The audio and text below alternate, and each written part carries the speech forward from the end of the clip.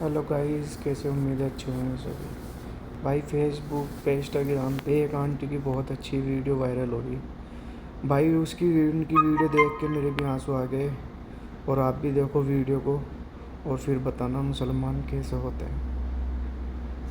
Video को पूरा देखना भाई, स्किप मत करना और आगे भी शेयर करना वीडियो को। दो रोटी खानी।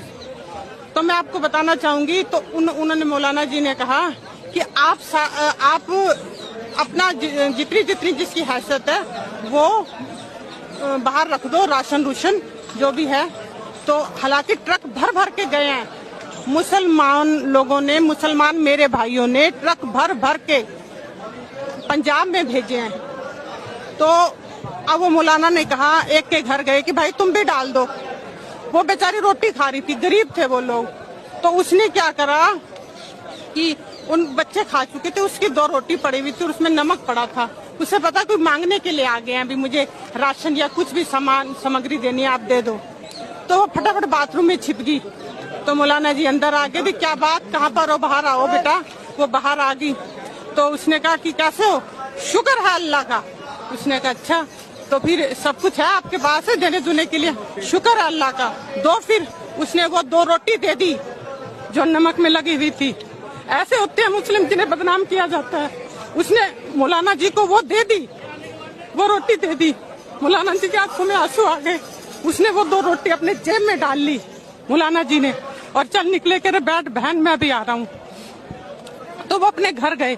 उसने कहा कि तुम ना मुझे राशन बांध के दो, मुझे देना है। तो उसने कहा अच्छा। उसने क्या अच्छा सारा राशन बांध के दियो, मैंने अपनी बहन के घर देना है। वो सारा राशन लेके अपनी उसी गरीब औरत के पास गए, मुस्लिम थी वो। उसने कहा कि बहन आज से मैं तेरा भाई हूँ, तूने मुझे लानत है कि मुझे पता नहीं चला कि मेरी बहन भूखी बैठी है। तो वो कहने लगी, फिर भी उसने कहा शुक्र है अल्लाह का। तो वो 2 रोटी उसकी वाइफ, उस मौलाना की वाइफ बैठी इंतजार कर रही थी, कब खाएंगे मौलाना जी खाना। उसने कहा कि जल्दी रोटी खाओ, आप कितनी देर होगी, रोटी डाल दूं आपकी। उसने कहा नहीं, रोटी मेरे पास है, आज मैं पेट भर के खाऊंगा। उसने वो 2 सूखी रोटी निकाल ली और नमक के साथ की कि अल्लाह जितना सब्र तूने उस औरत को दिया है, उस मेरी बहन को दिया है, इतना सब्र मुझे भी दियो। कि उसने ना होते हुए शुक्र कर रही थी। शुक्र है अल्लाह का। कभी भी मुस्लिम लोग ये नहीं कहते कि हमारे पास कुछ नहीं है, यही कहते हैं शुक्र है अल्लाह का। हमें बदना है।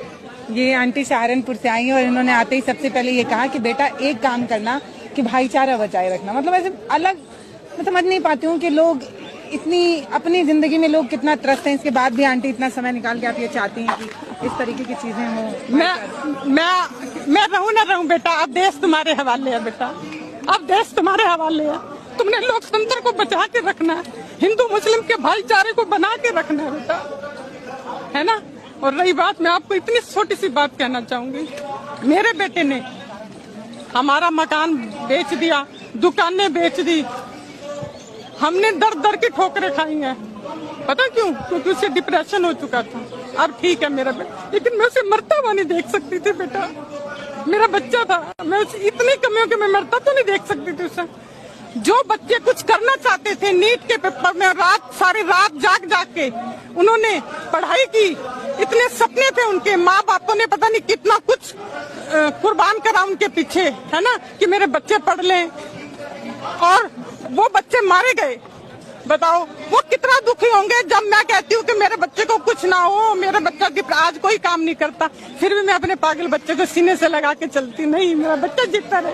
वो कैसे जिएंगे माँ बाप, आप बताओ बेटा। ये धर्मेंद्र प्रधान क्यों नहीं दे रहे इस्तीफा?